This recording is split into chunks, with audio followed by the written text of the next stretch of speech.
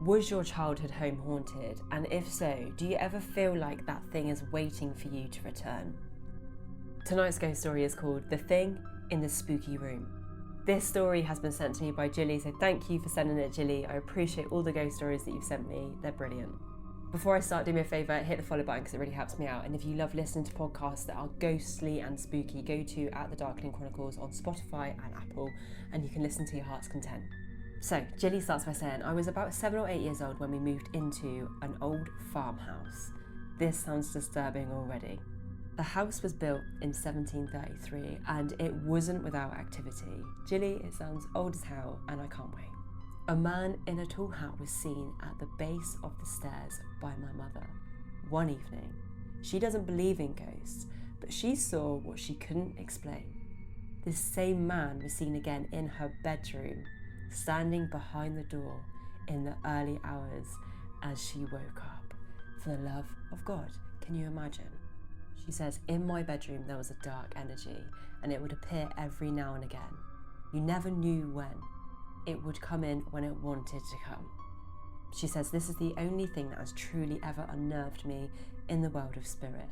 I can only describe it as a monk-like figure with no proper face. It had a skull in the hood area and hollow eyes, and those hollow eyes got darker as it came closer. This poor girl's 7 or 8 years old. Can you imagine the actual horror? One time, I tried to get out of my bed to reach my parents. I turned as it watched me and saw myself in bed asleep. I went to grasp the door, but my right hand went straight through the handle. I couldn't open it. It was like I was in its world. As I drifted closer, I was suddenly back in bed, sitting up and screaming.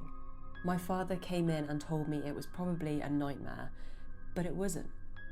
It happened several more times over the years, though it gradually seemed to lose strength.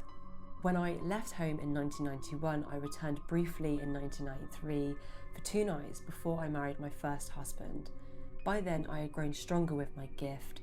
It was still there, but not as powerful, though still lurking and watching.